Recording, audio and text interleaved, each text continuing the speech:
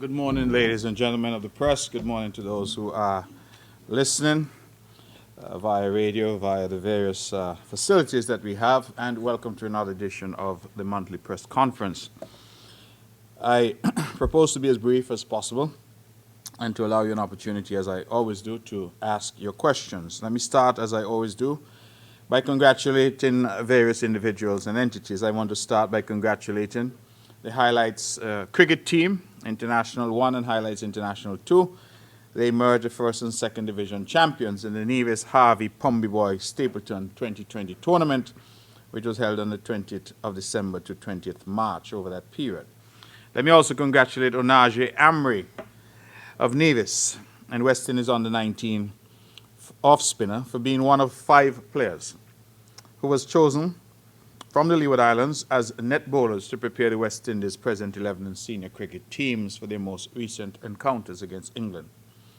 Let me also congratulate Trishan Francis of Brownhill, who recently traveled to England to spend the summer representing Fowley Cricket Club in Southampton. Janicia Powell comes in for high commendation. She has received the Joshua Obadiah Williams Award at the brief ceremony held at the Clarence Fitzroy Bryant College on Thursday, the 23rd of March. That award is given to the student with top grades in the UE examination and teaching practicum in the Division of Teacher Education. Let me also congratulate Mr. Shervin Green, well known to us all. He's the associate head coach at Monroe College, and he has been awarded the 2022 Atlantic Regional Assistant Coach of the Year for both men and women for the 7th time. So kudos to Mr. Green. Let me also congratulate my own daughter, Gabriella Brantley, and Miss Janelle Nisbet and their team for executing a massive careers fair at the Culturama Village. This brought together scores of students and businesses as they do their part to try and prepare students for future careers. The Ministry of Education is very pleased, and I join them in commending Dr. Lornette Mills, a daughter of Nevis, and the Dr. Lornette Mills Charitable Foundation. She has recently donated some $43,200, a donation which sponsors 48 students on Nevis throughout the high schools and primary schools in the school meals program. Dr. Mills is a Nevisian by birth. In fact, she's from my birth home place as well, Hanley's Road. And she established the Dr. Lornette Mills Educational Fund in 2013 and renamed it the Dr. Lornette Mills Charitable Fund in 2016. Now, what I think is of particular note is that these funds are provided from Dr. Mills's own resources. She does not seek nor accept donations.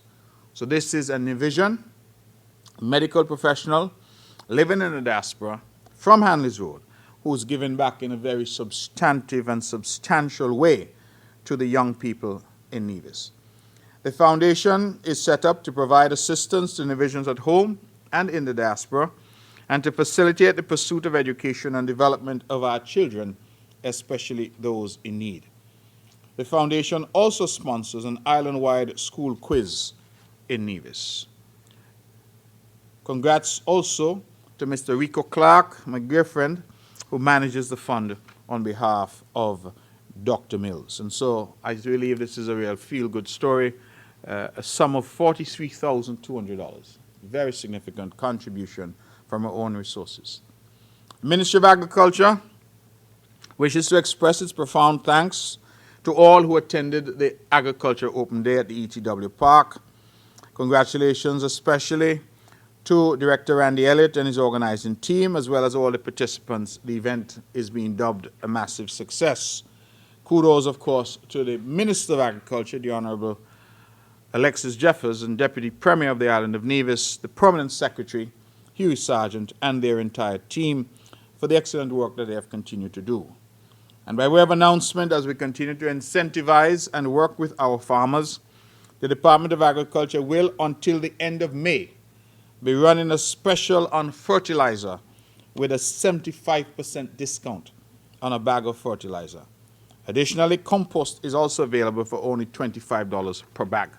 We continue to respond in a very aggressive way to COVID-19 by emphasizing food security. And so 75% discount on fertilizers and compost available for $25 per bag.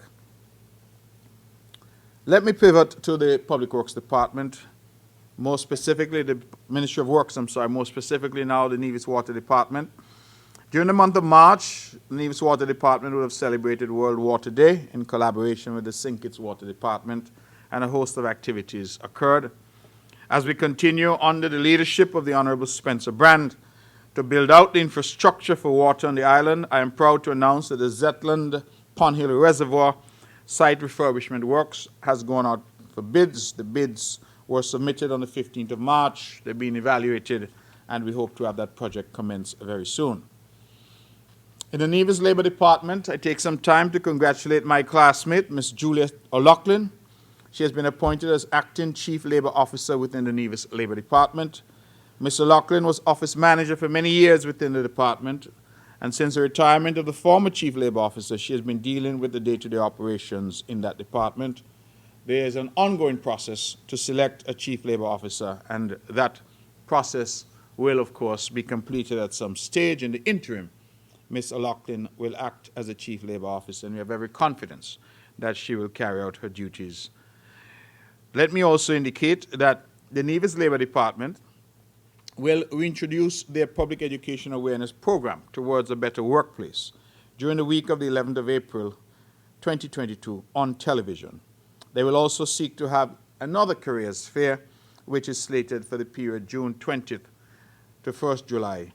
And the fair will target 4th and 5th formers and will highlight skills development geared towards employment opportunities and entrepreneurship.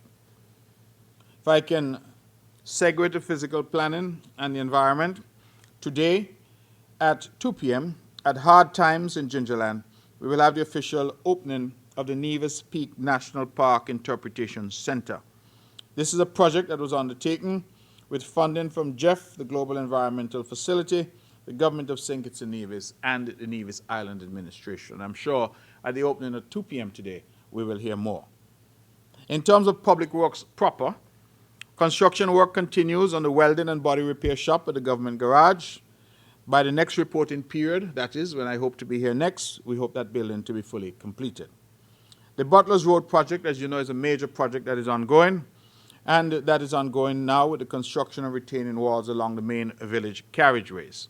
The installation of underground and drainage structures in the vicinity of the old public bath will be the next course of work, in addition to continued property wall adjustments. The road adjacent to the Charleston Methodist Church is still under construction. Drain reconstruction from Ward Cross to the old Credit Union building. The road has been milled and is being prepared for asphalt. It is expected that we will be done there during the week April 4th to 8th. The department is also undertaking reconstruction of a culvert in church ground directly across from the Clark's residence. The reinforced concrete retaining wall on the western side is currently under construction and will be completed shortly. Out of an abundance of caution and to keep the work zone clear of traffic, the decision was taken to keep the road closed rather than to partially open it. And so that road will remain closed until further notice. The department has also completed the asphalt access road for the fire tender station at the Vance Amory International Airport. They are also currently fully engaged in the massive renovation work at the netball complex. Our building team has been on the ground performing repairs and upgrades at that facility, and the paving team has milled the 3 courts.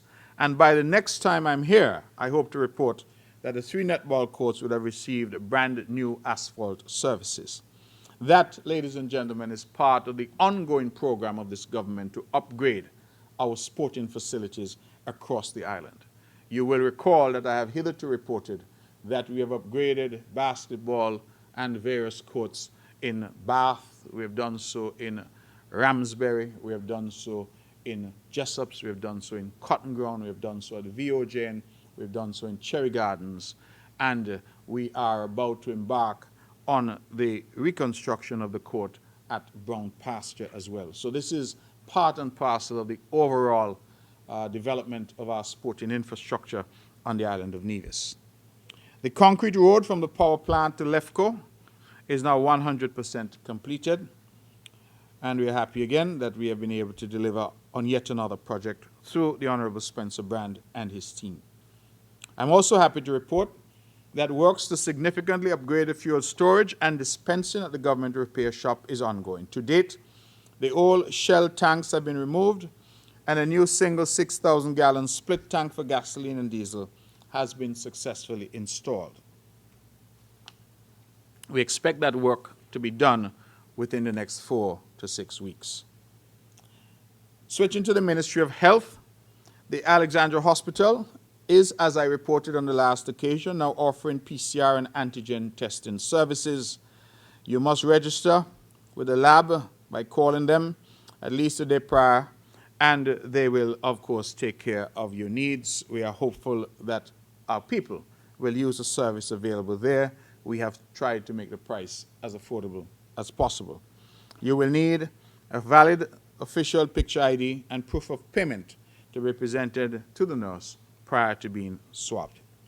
Results will be available within 24 hours, and so your turnaround time is pretty fast. I also have some excellent news, ladies and gentlemen. As you know, I've come week after week as we talk about building out our human and physical infrastructure in health, and said to you that we have been suffering from a shortage of nurses. That has been an ongoing problem that we have faced, and we are not alone in that. It is a dilemma that the entire Caribbean region has been facing. We have continued to aggressively seek to recruit nurses and also seek to encourage our young people to take up nursing as a profession. I am pleased to announce today that we have secured the services of 3 additional Philippine nurses to work at the Alexandra Hospital. We take the opportunity to welcome Nurse Dino Carolino, who's male, Nurse Lovely Lariosa, and Nurse Christina Dadula. Those are 3 nurses that we've recruited from the Philippines who have joined us. We welcome them to Nevis. We are also pleased to welcome 2 local nurses who have completed their nursing program at CFBC, Nurse Vincia Hendrickson and Nurse Akissa Farrell.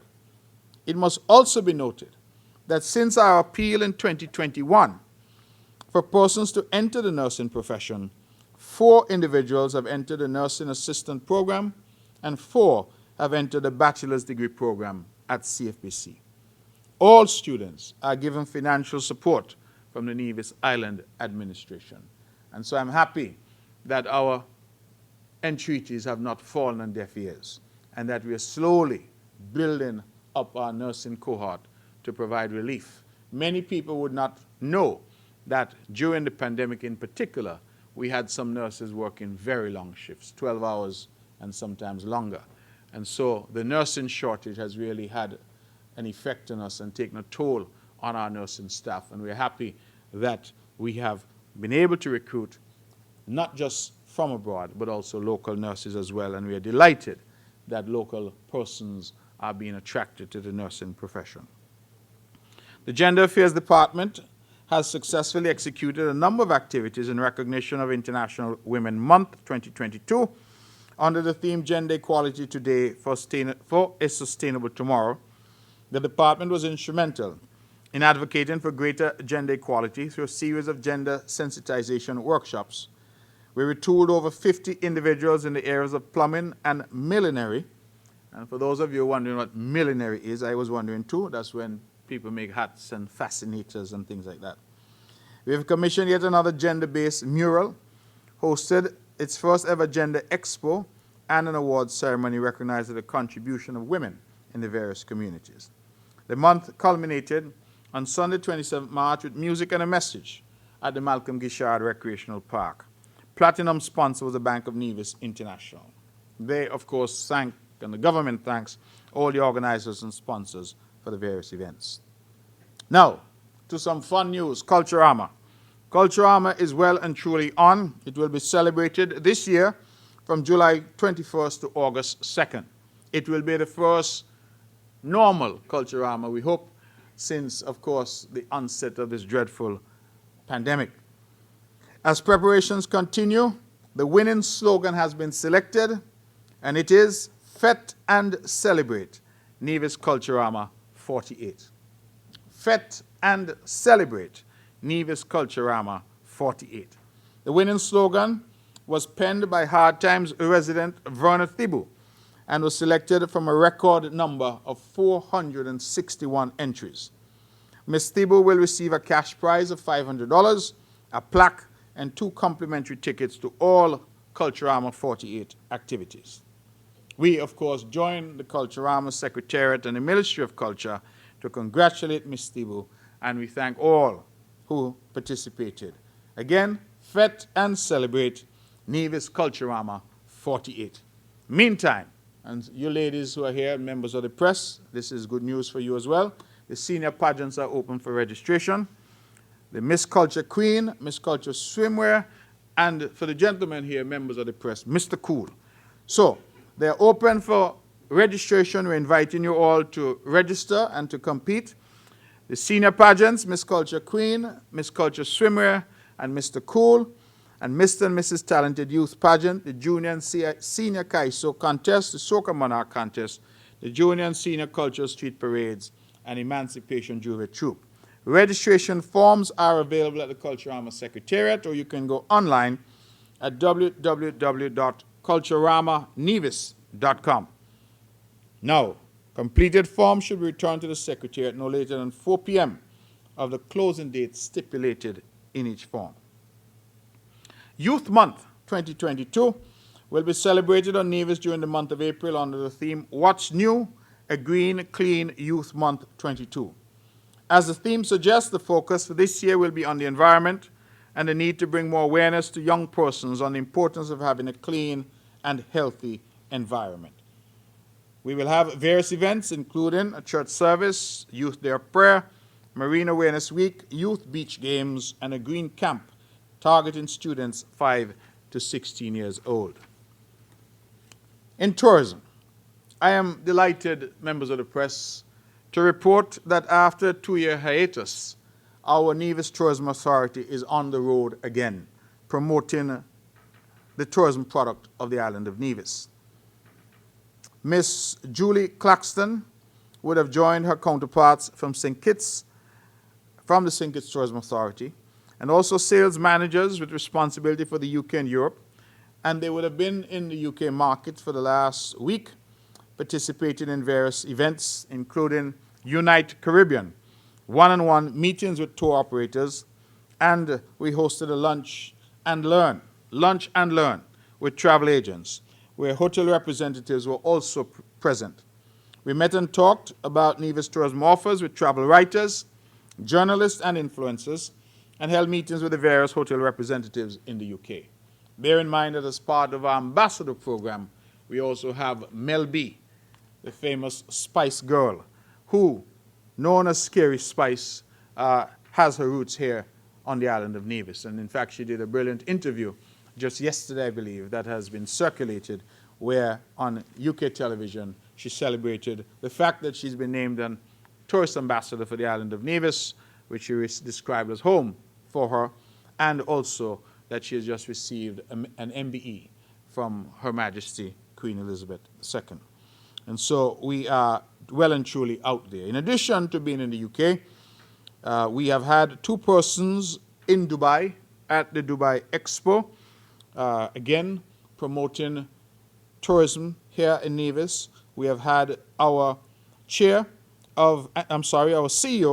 of the Nevis Tourism Authority, Mr. Devon Liebert, and the chair of the board of directors, Mrs. Pamela Martin. They're both currently in the United Arab Emirates, meeting with investors, meeting with tourism stakeholders, and trying to create awareness in that market of the island of Nevis and all that we offer.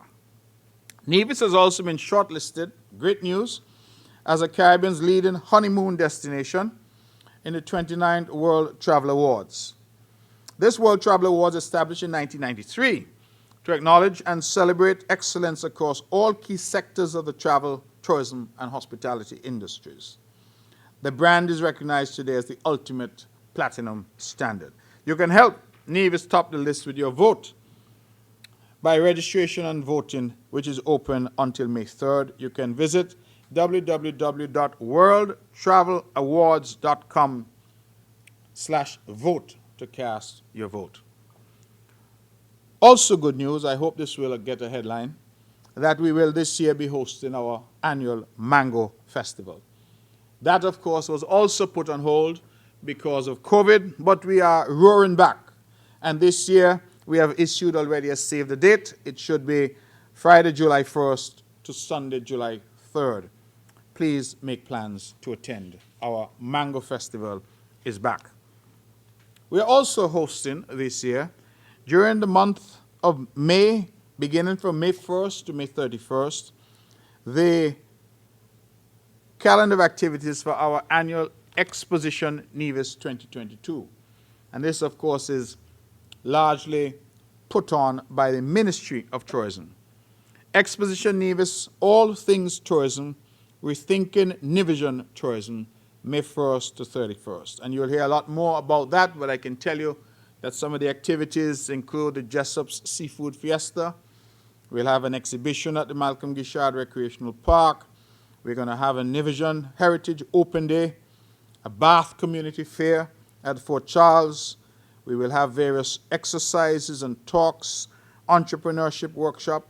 We're going to have the Bank of Nevis Tourism Youth Congress, and we hope to have the New Rivers Farmers Association Open Day at the New River site as well. The Ministry of Tourism Awards, we will end it all, will happen in June, and that will be at the Malcolm Gishard Recreational Park. So we are again coming back, storming back in a very positive way to again bring our island back to some sense of normalcy. More good news. You would have no doubt heard the announcement already made by the Minister of Education that the Gulf Insurance Interprimary Schools Championship, that is well and truly on this year. And that has been slated to take place, let me see if I have the date on this flyer. No, they haven't given me the date, but it will be in April. And this flyer is telling me that it's all about the ticket sales. Tickets can be purchased from all primary schools as of 29th March to 7th April. Children, you're paying $5, primary and secondary students, $5 early bird, $10 regular. I'm not sure what that means. But if you're early bird, you get $5 and regular $10. Adults, including sixth form students, they're being put in the adult category, $15 early bird, $20 regular. Ah, I now see it. Early bird prices end on 22nd April. Tickets can also be purchased from the Department of Education until 26th April. Inside parking, if you want to park inside the facility, you will pay $15 plus the cost of the ticket for each occupant in your vehicle. And that's available from 11th April. So the Gulf, 27th of April is the actual event. Thank you. So 27th of April is going to be a big day when the Mini Olympics returns to the Mondo Track facility. And tickets will go on sale from the 29th of March, so they're already on sale. And they have some early bird specials, and it looks like some late bird specials as well.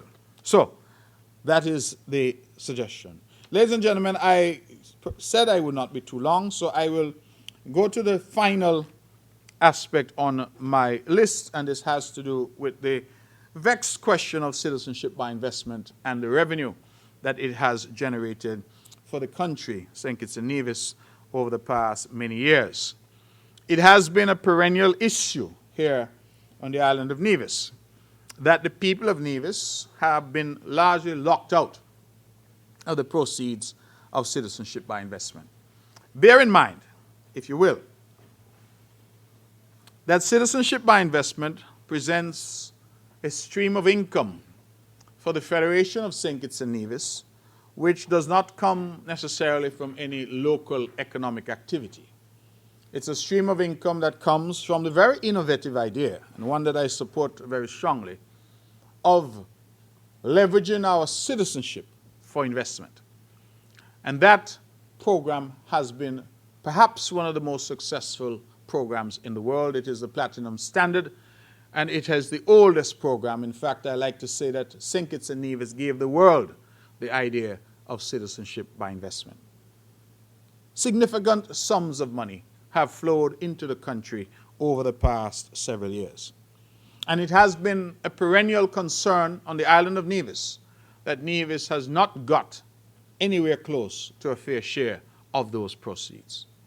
That we, on this island, representing some 25% of the population of the wider federation, have largely been locked out.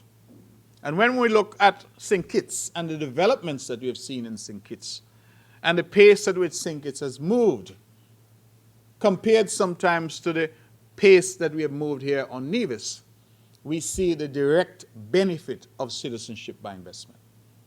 When over the years we've heard about surplus after surplus after surplus on the island of St. Kitts, it is a direct consequence of the flows of citizenship by investment.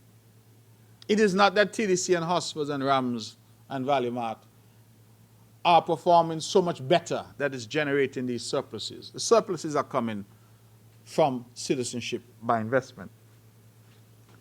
We have expressed that concern to the point where in the political season leading up to the 2015 federal elections, this was a principal basis on which the party that I lead, the Concerned Citizens Movement, rallied behind the idea of team unity.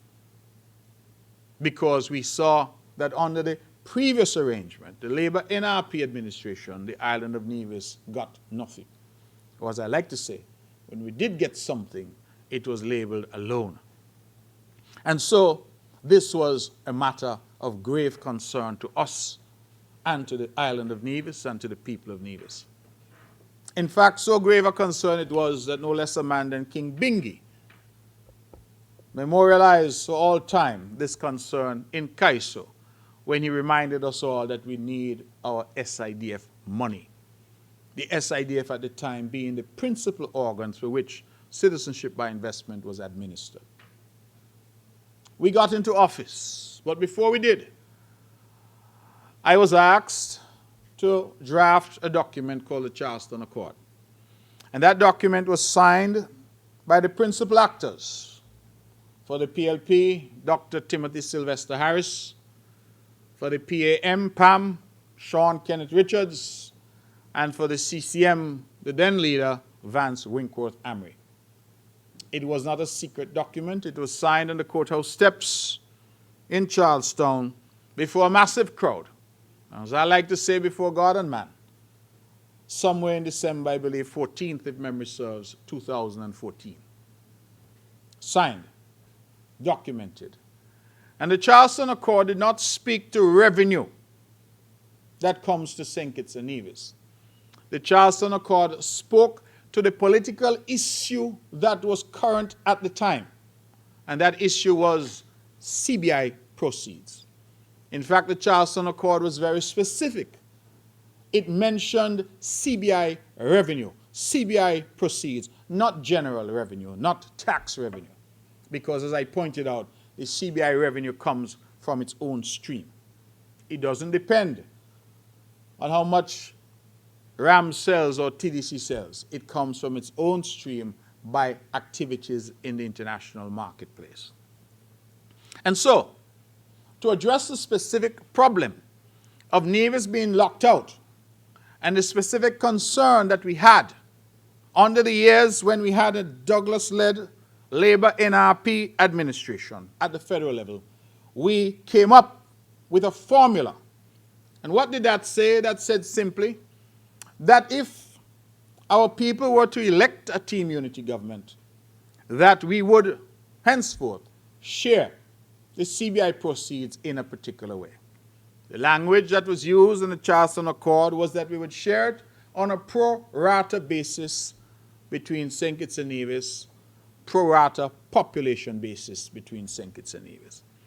Sounds elegant, but all it means is that we will get a percentage based on the population of the two islands. Based on the last census available to us, which I believe was done in 2010, that should shake out at about 25% to Nevis and 75% to St. Kitts. Simple mathematics. St. Kitts gets 3/4, Nevis gets 1/4. I would have thought it was simple mathematics. We went on. Our people voted in overwhelming numbers, and Team Unity was elected. Dr. Harris, as agreed in the Charleston Accord, became the Prime Minister, and the others of us took up various positions. I became Minister of Foreign Affairs, which I continue to lead that ministry.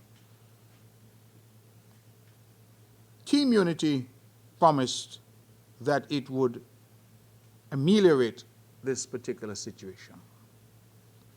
The reason for the Charleston Accord was to document for posterity the agreements between the parties, the leaders, and the commitments made to the people of Nevis and the wider Federation.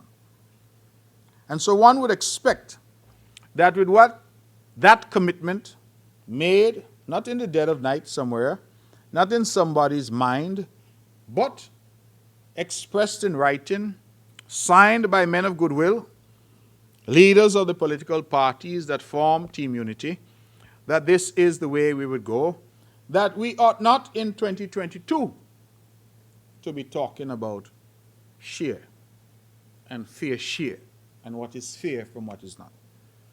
And I have seen the island of Nevis and those who are contending for political power and position here on the island say various things. But I would want to make an appeal today from this rostrum that there are some issues which are not local political issues. They are not issues which are CCM and NRP issues. Because the record will show that when the Nevis Reformation Party was part of the federal government and part of the Labour-led coalition government, that Nevis got nothing. And when we did get something, it was labeled a loan. And so it doesn't depend or matter who sits in government at the Nevis Island administration level. This is a problem that all Nevisians should want resolved. And I go further and say it is a problem that all right-thinking and fair-minded Kittitians should want resolved.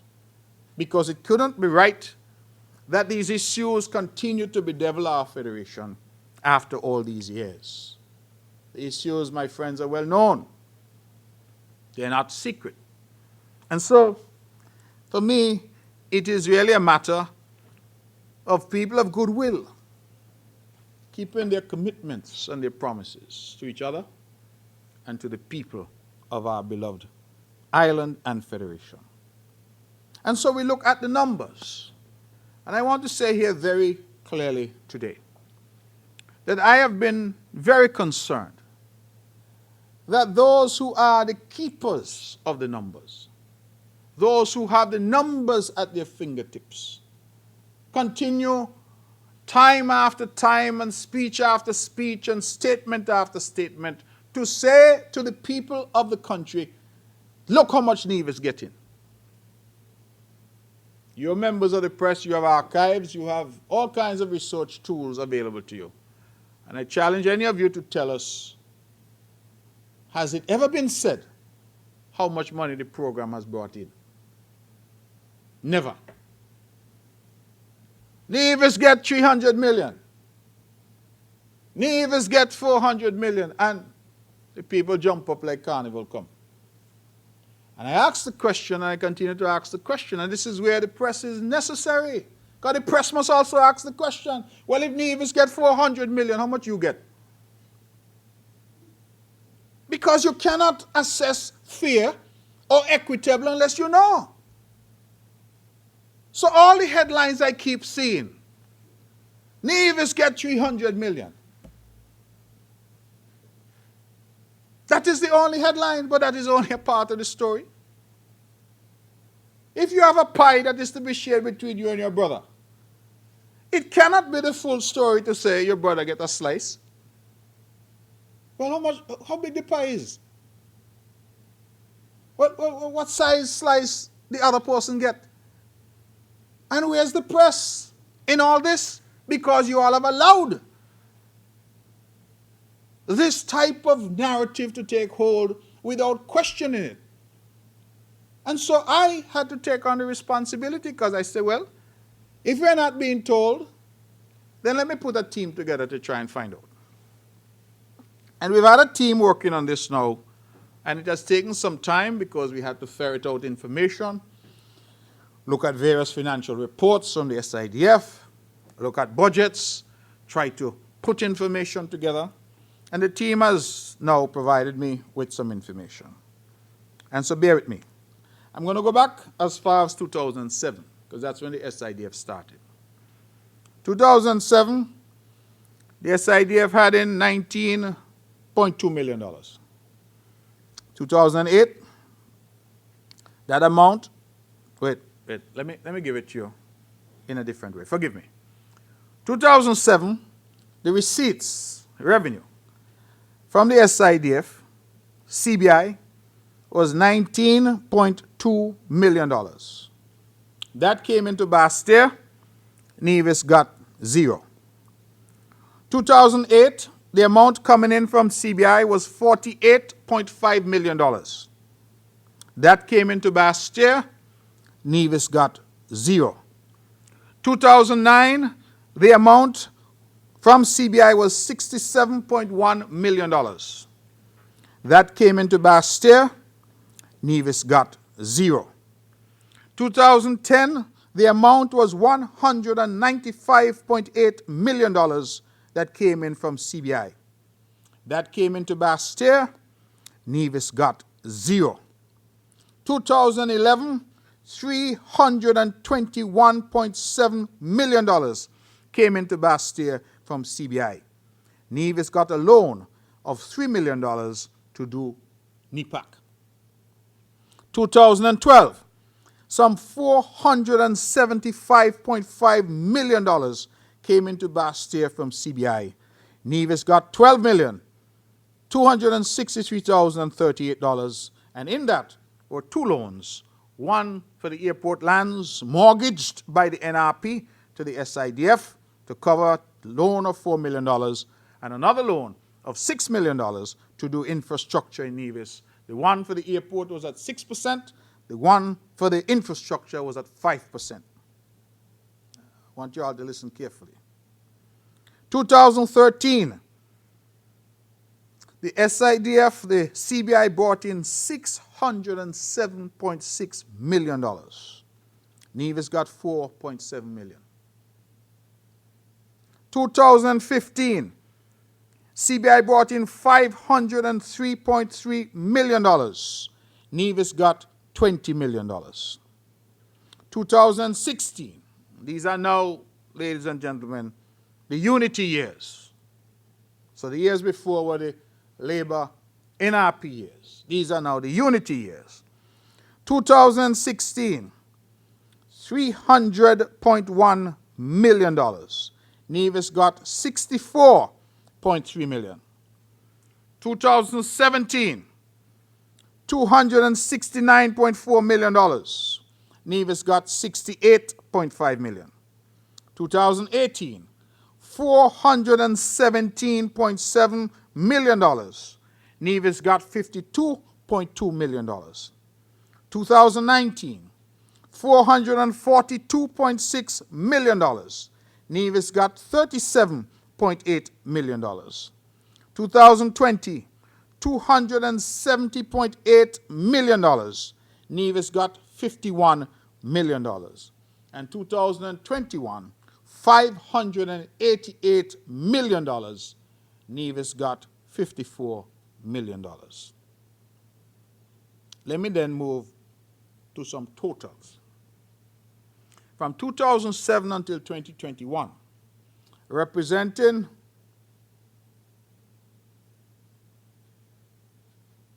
$15 years of CBI receipts, the Federation of St. Kitts and Nevis got into Bastille $5,145,702,943. $145,702,943. Of that, the island of Nevis received $371,989,817. Our sister St. Kitts received $4,773,713,126.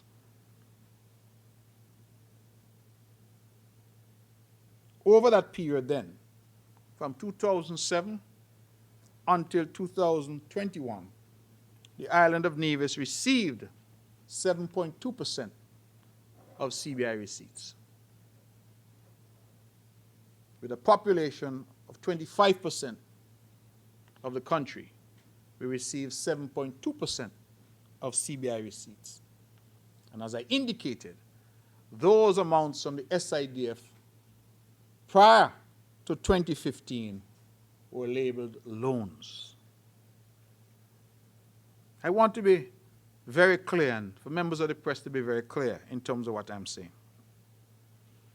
I have said, and I realize that somebody has gone through great pains to pull out every clip that I've ever made when I've said that this has been the best relationship between St. Kitts and Nevis under Team Unity in terms of what we have got. But based on the numbers I've just given you, you could understand why I would say that. Because the most money that we ever got from CBI in Nevis prior to Team Unity was in the year 2012, when of $475.5 million, Nevis got 12. And in that 12 was a loan of $6 million at 5%, and another loan of $4 million at 6%. And the Nevis Reformation Party at the time, in coalition with Labour at the federal level, mortgaged the Vance Amri International Airport to cover the $4 million loan. Mortgaged the Vance Amri International Airport to cover the $4 million loan. If that is not shameful, then I don't know what is. Our money. Our money. So when I hear people with the language about some support is being provided to Nevis, it sounds almost like St. Kitts is the Red Cross. And this is benevolence. We are assisting Nevis. We are giving support to Nevis. It is budgetary support. My brothers and sisters, it is our money. And it must prick the conscience of every right-thinking member in this country that from the sale and negotiation of our passport, Nevis had to borrow. Borrow. And our airport was mortgaged to cover. Cannot be right. And when we stand up and we talk about these things, people say that somehow you're wrong to point out these things. This is not any attack on the people of St. Kitts. This is saying that the institutions that we have sought to put in place to serve our people have failed the people of Nevis. And as the leader of this island of Nevis, I'm not going to stand up here and tell you it is all good when it is not all good. Are things better under Team Unity for Nevis? Absolutely. Because we moved from nothing to something. But we have not got what was committed. We have not got what was promised. And I am done with the private discussions, the negotiations, the talks, the palliatives, the take it easy. Let me give you a little bit more for now. Hold that and we're going to work out the rest. No. People in finance in Nevis went to university too, and they're very good at counting money. Send the money. Give us our share. What could be so controversial about that? Tell me. I have been subjected to some, what I could only, and this perhaps is on premier-like language, only describe as foolish arguments. Why Nevis not going to look for its own revenue stream? And what the Premier Nevis doing to create revenue in Nevis? Why he don't go to sort out himself over there and stop watch CBI money? Well, I must watch it because it's my money. Who no want to watch it, that is their business. But I will watch it because it's my money. The passport says Sanctions and Nevis. And as I pointed out repeatedly, when bad comes, all of us suffer. Canada, for example, when they imposed a visa requirement, they didn't say, oh, if you're from Gingerland, you could still come visa-free. But if you're from Cairn, you got to get a visa. No. Canada said, Tut Mun Saman Bagay. Whoever have a passport says Sanctions Nevis must get a visa. So if we must suffer equally with our brothers and sisters in St. Kitts when bad comes, well, how come we ought not to benefit when good comes? These are simple matters which ought not to lead to any controversy. And I'm taking some time here today because I'm tired of those who seek to propel a false narrative that Nevis is getting all of this money and all of this help. What Nevis I make noise for? And unfortunately, some of us on Nevis seem to have fallen prey to that type of narrative. Instead of standing up and demanding that fair is fair and right is right, they too start to say, oh, you never used to get nothing, now you get something, hush your mouth. Well, I'm not that kind of leader.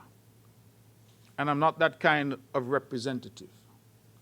And I believe that when people elect people, they elect them to bring better for them, to represent them. So let us go back to the numbers. Over the period 2007 to 2021, Nevis has got 7.2% of CBI proceeds. And the majority of that has come during the Unity years. But has Unity itself delivered what was promised? Remember, under Unity, we're supposed to get 25%. So when we look at the Unity years now, forget about the Douglas NRP years. Let us look at the Unity years. From 2015 until 2021, we have got $2.79 billion in CBI receipts coming in to Bastille. 2.79 billion. And of that, the island of Nevis has received 321 million. St. Kitts, our sister, has kept $2.47 billion under Unity, our best years. 2.47 billion St. Kitts has kept, and Nevis has got $321 million. On the math, it means that under Team Unity, Nevis has got about 12% of the CBI proceeds. Now, I want you to consider with me that even if you were to exclude, well, let me not put it that way. If you were to include a fair share from 2007, Nevis should have got 25% or thereabouts of $5 billion. $5.1 billion. That was the total. And that really should have given us, on the island of Nevis, somewhere, what is 25% of $5 billion? I see my press members here just as bad as math as I am. But 25% of $5 billion seems to me to be somewhere more than $1 billion. Right? 5 divided by 4. Right? More than $1 billion. It's 1.25. So $1.25 billion is what Nevis should have got over the period of those 15 years. Instead of that, the island of Nevis got $371 million. You see, sometimes when you break things down like that, people start to understand what we're really talking about. From 2017 to 2007, forgive me, until 2021, $5.1 billion came into Bastille from CBI. If we had applied the formula of 25%, Nevis would have got $1.2 billion. Instead, Nevis got $371 million. You see how much money we leave on the table? Nearly $1 billion. Nearly $1 billion. If you say, well, things were not good under labor NRP, so let us exclude those years. And we move to the best years. I'm still sticking with my language. The best years under unity. From 2015 until now. $2.79 billion. This might be a little harder, but if we Nevis had got its 25%, how much that would have been? 1/4 of that. About $700 million. That's what Nevis should have got under unity. Instead, Nevis got $321 million. We still have nearly $400 million out the door. Y'all understand Nevis language, isn't it? Nearly 400 out the door. If we had stayed with the formula and the commitment made in the Charleston Accord. And so, some are saying these matters should be matters for diplomacy and discussion, and that is right. But this is part of diplomacy and discussion too. Some diplomacy is private and some is public. And I have grown tired of the rhetoric that seeks to constantly tell the world that Nevis will get all of this money. And many of us have fallen prey to that rhetoric and we run with it. Bah, you ain't hear how much money Nevis getting. Sound like a lot of money for you. But when you hear $371 million to Nevis in the last 15 years, what am I bawl for? What am I make noise for? I want the members of the press to join me in asking the question, well, what about the rest? Because I had to put a team together to ferret out this information. It's not easy to find, you know. You got to go through all kind of audited statements and financials. It took them a few weeks. And those who are the keepers of this information could come very easily and say this is the information. Now these obviously are gross figures. And some may make the argument, quite validly, well, the fund has expenses, you got to take out those. And I understand that. But I'm using the gross figures because that is what is available to us. Because again, nobody's being told what the expenses are. So if the response were to come, well, there are expenses, that is okay, take out the expenses. So perhaps the $5.1 billion in revenue may come down to $4.5 billion in net revenue. We don't know because nobody's telling us. But whatever the number is, the people of Nevis, on their population basis, would have gotten 45%. And I want the people of Nevis to listen to me carefully. Stop being satisfied. Stop being satisfied with crumbs. Stand up and say, listen, you can count money too. You got road to build too. You got hospital and airport to build too. You got port to build. You got programs to run. I hear the argument now being said, oh, Sanctions is paying for the step workers in Nevis. Sanctions is paying for PAP in Nevis. But Nevis never asked Sanctions to pay for a thing in Nevis, you know. We said, give us our money and let us pay for what we want to pay for. That's simple. You know, when we had the pandemic, we were trying to assist persons in need, especially persons who needed food. And The practice at the time was that we would go to the supermarket, buy sardine and crackers and all kind of thing, put them in a bag, milk and thing. And I took a bag to a gentleman. And the gentleman tell me, Mr. Brandy, thank you very much, but me not eat them chopping this there, no? I don't eat them thing there. So I said, well, what you say? He said, no, you can't decide for me what I should eat. You know, people here may be poor, but that don't mean that they don't have their pride. He said, if you're going to help, give me a voucher. Let me go in the supermarket and buy what I want to buy. Because instead of crackers and sardine and bully beef, I might go and buy some broccoli and some tomatoes because that's what I eat. And after that, the CCM changed its approach, and what we did instead was vouchers. Redeemable at the supermarkets, because we say we're not supposed to shop for people. The man was right. So how Sinkers want to shop for Nevis? Give me my money. Give Nevis its money. And let me not say my, because some people are saying I'm greedy. So it's not me. Let me take myself out of the equation. Give Nevis its money. And I will be standing, not here, but elsewhere, saying the same thing if there was a different government in Nevis.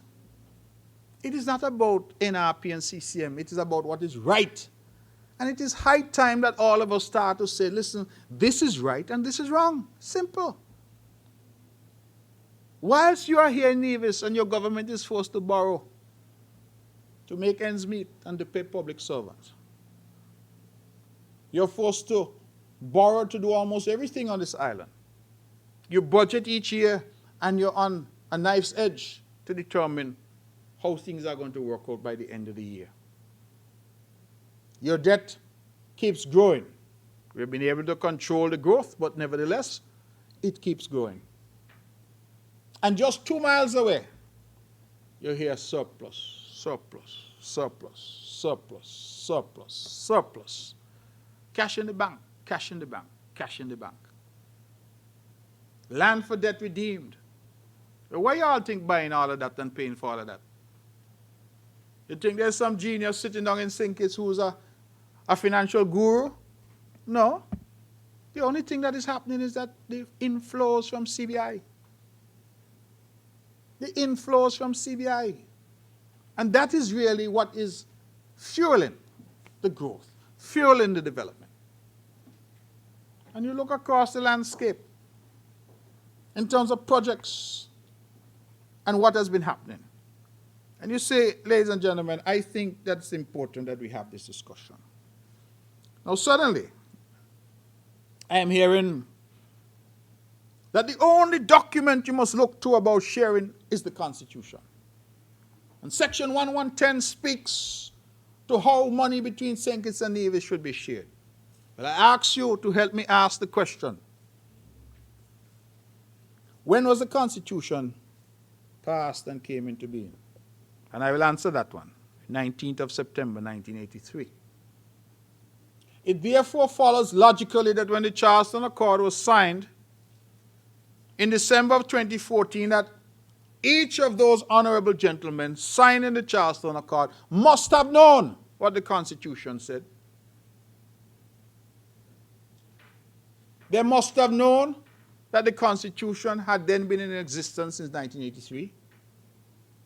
And they must also know that the Constitution speaks to revenue, meaning tax and related revenue that comes into the country.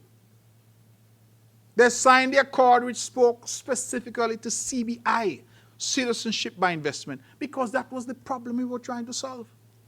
We weren't trying to solve the problem of general revenue in the country. Everybody knew what Section 1110 said. We had a specific problem. And we committed to you that we would solve that specific problem by coming up with a formula that these honorable gentlemen signed to. And ladies and gentlemen, I rest my case on that. I have said, and I will say so now, because I'm going to keep coming back to it, that this issue of revenue, if they want to widen the discussion, it's a discussion that I will welcome.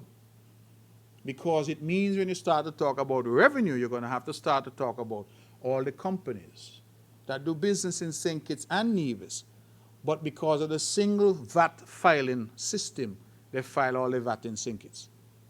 We're going to have to talk about the companies that do business in St. Kitts and Nevis, but because of the corporate tax structure, they pay all the corporate taxes in St. Kitts. And we're going to start to name them. And we're going to start to name the amounts that are involved. So that the people of Nevis will start to get a picture of the extent of leakage from the Nevis economy and the Nevis coffers that is happening. I am not getting into that because we have a discrete issue of citizenship by investment.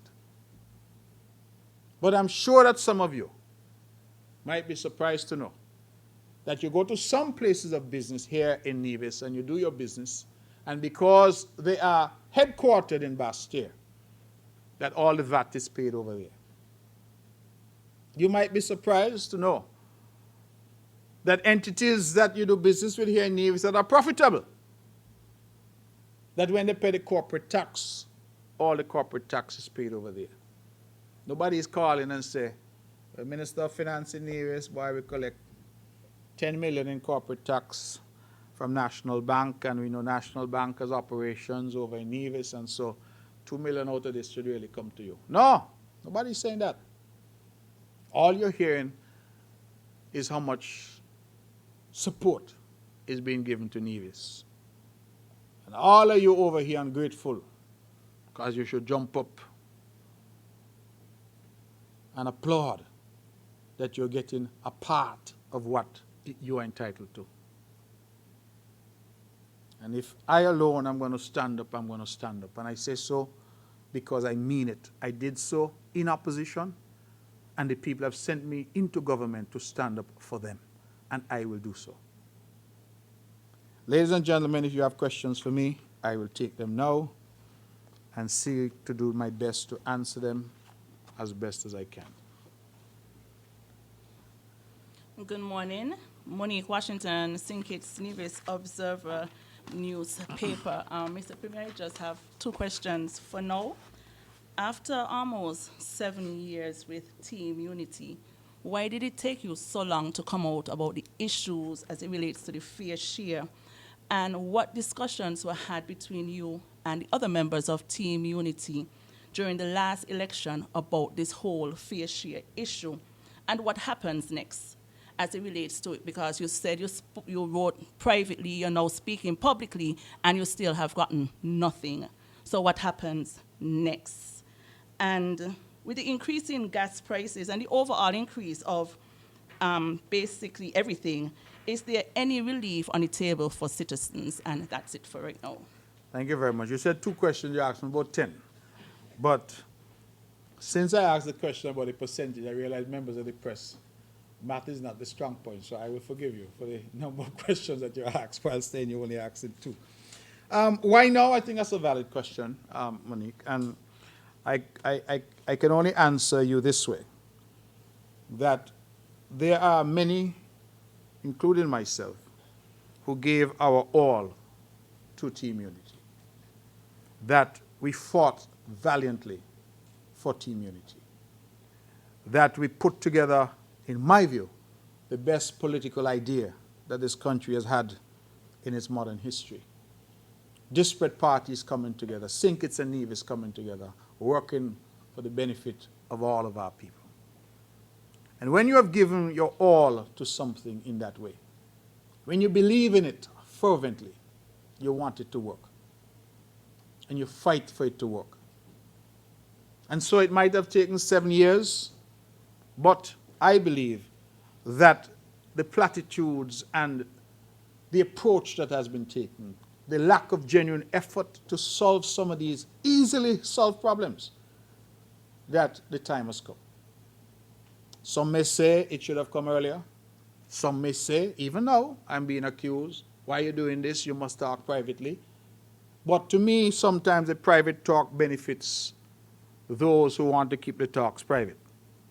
Meaning, that you as a member of the press or public have no idea what is going on. You have no idea the difficulties that are being experienced. And sometimes, some of us, sometimes you're in a marriage and you want your marriage to work. You love your husband bad. And so you keep working. You keep trying. You tell him you don't like something and he said, well, he's going to try and change. And he changed for a little while and then he started with something again and you work at it. And then somebody says, why are you staying there for 7 years? And you say, because you were committed to the relationship. And I am persuaded that those involved in Team Unity are honorable people. And if they're honorable people, what do honorable people do? Honorable people keep their bargains and keep their commitments. And so that has been my passion. And that is really what has delayed this sort of public speaking to the issues such as this one. I have, for example, Monique, been very surprised to hear people now say publicly that Charleston Accord really doesn't matter. It's a piece of paper. And I have said, and I say it right here now in my press conference, but that same piece of paper made Timothy Harris the Prime Minister. You can't get the benefit. And then once you've got the benefit, you start to say, this doesn't matter. Because that was the bargain that was made. When people ask, well, how is it this was done? It was done because that was what was agreed. So how come now that you agreed and certain benefits flow from that agreement? But when the time comes for the people of Nevis to get what was agreed, you say, oh, Constitution 1110, and this is not easy, this must be looked at. We need studies, and we need the World Bank and the IMF and the CDB, and everybody must come in and go study. Simple question. Look how we work out the maths here this morning. I ask you and you respond. How much is X% of 5 billion? That is the amount. Worked out the mathematics. So I am not understanding where all the uncertainty is coming from. Because it is a matter which, if people want to resolve, can be very easily resolved. You ask, what happens next? I'm hopeful that these problems can be solved. That is what happens next. You mentioned the increase in prices, oil prices, gas prices, etc. have been going up, largely due to the regrettable situation where Russia has invaded Ukraine, and that has sent the world into turmoil as we are trying to recover from COVID-19. I have spoken on that before. I do not propose to say anything further on that at the moment. What I will say is that we have been considering, Monique, various measures. There is, for example, in the makeup of the price of gasoline per gallon, there's a dealer margin. So the dealer gets, I think it's fixed at 70 cents for every gallon of gas that is sold. And then there is the government levy, which is $2.25 for every gallon of gas that is sold. And so what we have been saying is that the government ought to do something about that $2.25. And hopefully, by doing something about that, bring some relief. What exactly that something is going to be, we are still working on it. But that is where we're looking at right now. So the government could reduce or maybe forego, or whatever decision is ultimately arrived at. But that $2.25 can provide a bit of a cushion. Because currently, every gallon of gas you buy, there's a tax of $2.25 that goes to the federal government. Let me emphasize that, not the NIA. Goes to the federal government. So even when you buy gas here in Nevis, the $2.25 goes to the federal government, not to the NIA. That's why I'm saying we don't really want no big conversation about tax, because if we get into all of that, it's going to be sticky. Right? So we're looking to see how we can work with that $2.25 to try and provide a little buffer. And this is a matter that I believe is the Honorable Wendy Phipps on St. Kitts she has been dealing with, and we are hopeful that we'll have something very soon to announce in terms of that. Let me also say that I saw on social media and in the press that the bus drivers in Nevis have put out something saying that they have increased their fares. I believe that was circulating yesterday. I can tell you that as the government, we have not authorized or agreed to any fare increase. The bus drivers would have written to us, the bus association, asking for the permission, if you will, to increase their fares, and we would have responded to say to hold, we would like to look at the matter. I saw some press reports saying that the matter was approved in Nevis. I just want to say that the NIA has not approved any bus increase or any fare increases in Nevis, because we were looking to see how we could work with the federal government to provide this type of buffer that I'm talking about in terms of that tax, whether waive it, put a moratorium on its collection, whatever the case may be. So we thought we could provide some relief that way. But we saw that the bus drivers in Nevis put out something. I don't know if it's official, but I saw things yesterday being circulated, given the fares, the new fares for various places. So I want to make that very clear, that this is not something that the cabinet in Nevis has approved, because we were looking at other solutions which will not pass on that burden to the traveling public. Are there any other questions for me? Good morning, Andre Huey, SK Newsline. There's a couple of questions. Obviously, what you've explained in terms of the CBF. By the way, are those figures, from your standpoint, verified in your view, based on the research you would have done? You're asking me, or you're Yeah, I'm asking you. I wouldn't have come if I wasn't satisfied that the figures are verified. We had a team working on it, and these are the numbers. I believe, however, that the numbers might be higher. Mm-hmm. But this is what we have been able to find. So as a follow-up to that, as a member of the coalition, why did you have to actually go through this means to get the figures when Team Unity had promised that there will be more transparency where the program is concerned? But you're asking the wrong person that question. Well, you're part of the cabinet, so that's what I Yes, asked. but I'm not the keeper of the figures.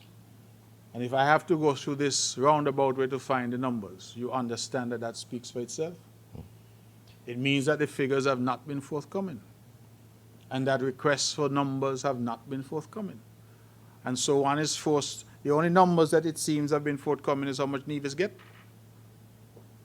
Release after release, statement after statement is how much Nevis get. Those are added down to the cent. Very clear. But the other numbers seem to be lost in space. So we had to go to space and try and find them. And that is why I've come this morning to share with the public what those numbers look like.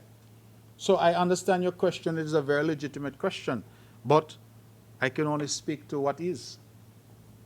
So in light of that, and Yes. the other pronouncements that will be made by yourself as well as the leader of the People's Action Movement, the question is simply this. Is Team Unity, as currently constructed, still a viable coalition? Is it still functioning? Because the Deputy Prime Minister has said publicly that he has not even shown up to cabinet meetings for the last 2 months. Is Team Unity still functioning? In your view, is there a path of reconciliation between the CCM PAM and the PLP? Because the PLP seems to be the main instigator here. Can the two parties, the two larger parties in the coalition, make any amends with the People's Labour Party and the Prime Minister to continue the coalition as is? Or is there a path of no return for Team Unity? It is a difficult question you've asked, but I am not yet quite at the point where I'd like to reach in my own spiritual life, because that is an ongoing journey. But I'm always reminded in the Bible of the chief persecutor of Christians, was a man called Saul. And the Bible tells us that on the road to Damascus, when he was headed to persecute God's people, he had a moment on that road to Damascus and converted and became Paul.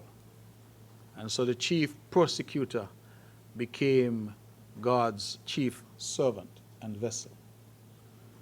And what that tells me is that change is always possible, that there is in all of us the capacity to do better, and that all of us who believe we are now Saul have the capacity to become Paul. And with that, I will therefore say that I never give up. I always feel that there's an opportunity.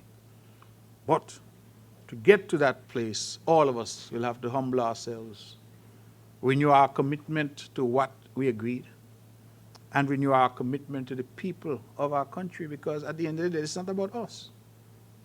You change the figure who's standing at this podium now, the principle should be the same, that we are committed to the people of our country, and that is what we are seeking to do. When we lose sight of that, and it becomes only about personal power, and who has what title, and who has this title and that title, then that is where I think we start to fall apart. And I do not believe that anything I've said today is unreasonable, that the people of Nevis are being greedy, as I'm told we are being labeled in some quarters, for simply saying that this is what we agreed. And we sat down in good faith and agreed to a particular approach to a vexing question, because we were looking for solutions. And if the solution that was proposed and agreed upon is this, pro rata share, based on population of the CBI proceeds, why everybody running from it now?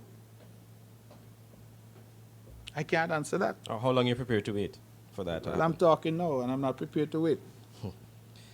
Two things quickly. On the CBI issue, more on an international scale. Of course, you know the EU Parliament is, again, bringing up this issue of the citizenship by investment for all the countries that have it. So generally speaking, the CBI internationally is under threat. Your response to that as Minister of Foreign Affairs. And lastly, there is, of course, as we all aware, an investigation or a matter currently before the judiciary process regarding the Bank of Nevis International. As Premier of Nevis, can you categorically dispel any notion or any rumor or suggestion or anything that people may bring up to suggest that somehow you or your government is somehow interfering in that regard to protect the principal of that of the bank, or who's at the center of the investigation?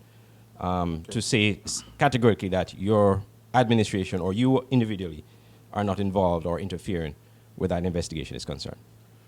Okay, let me start where you ended, about the Bank of Nevis International. I'm a little surprised at the question, because I believe that my government has had an impeccable record of adherence to the rule of law and respect for the rule of law. I am not going to get into too much detail, because, as you say, the matter is before the court, and the court will have to resolve that. What I will tell you is that there will be no interference by me or my government in any judicial proceedings that have started, that are contemplated, or that might happen in relation to the Bank of Nevis International, its principals, or anyone else for that matter. I don't do that. I have had family members of mine who have run themselves into difficulties with the law. And my advice to them, get a good lawyer. Because my office will not be calling to interfere. I don't do that. And I will not do that. So if there are issues surrounding the Bank of Nevis International or its principals, those issues must be ventilated in the court in the ordinary course. And I want to make that pellucid. That my government will in no way, shape, or form interfere with the judicial process and with the justice system. It's a very slippery slope. And if you interfere, it can only end badly for our country. So, I want to be clear on that. Ministry of Foreign Affairs and the EU Parliament on CBI. The EU Parliament has, in fact, made a recommendation, yes, dealing specifically with citizenship by investment programs within the EU. They have gone further to say that does not mean that it will not turn attention to third-party countries in the future. But I think that their pronouncement was more specific to their own members that have CBI programs. And they have members like Malta, Portugal, etc. with such programs. The Parliament, however, has only made a recommendation, and it is for the European Council, the Council, to determine what actions are taken. We have not yet had any form of communication from the EU on this matter. I believe what has happened is, in response to the EU Parliament recommendation, Prime Minister Gaston Brown of Antigua and Barbuda would have made some public statements. And I then saw some headlines suggesting that programs are under threat, under attack from the EU. Just yesterday, I would have engaged the ambassador from Romania on this matter. And tomorrow morning at 11:45, I engage with the ambassador from the European Union to Barbados and the Eastern Caribbean. We have a phone call at 11:45 tomorrow, God willing, where this matter will be discussed again. And so we are engaged. I also realize that the Honorable Prime Minister has made a statement on this matter, speaking to the robust nature of the due diligence and security of the Sanctions Nevis program, and therefore seeking to assure our partners in the EU that we are a serious country which takes our commitments seriously, and we are a serious partner in the international community. So it is a matter which we are monitoring, one in which we are engaged, but I don't think at this stage there's any need for us to panic. It really calls for dialogue and sensible engagement. Any other questions for me? Good day, Mr. Premier. Yes. Shamika Bajan, Vaughan Radio. Still on the CBI matter. If Nevis doesn't get its fair share, as was previously outlined, if there's no change, what measures will be taken or can be taken to rectify this matter? You said just a few minutes ago that you won't wait. So will you have a deadline? Also, the Federation has received notice of the increase of gas prices. Can we see an increase in electricity bills due to this increase? And also, as we are all aware that there is an influx of vehicles imported on the island, currently there are difficulties in finding parking spaces in Charlestown. Are there any plans to build additional parking lots in and around Charlestown for persons who are working or persons who would be coming in town just to do business? And that's it for me for now. Thank you.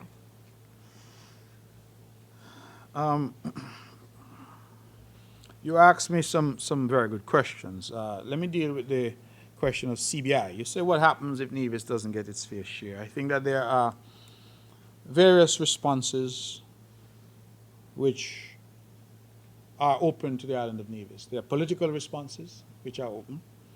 When we weren't getting our fair share prior to 2015, we went out and we had a political solution to that problem. We changed the government.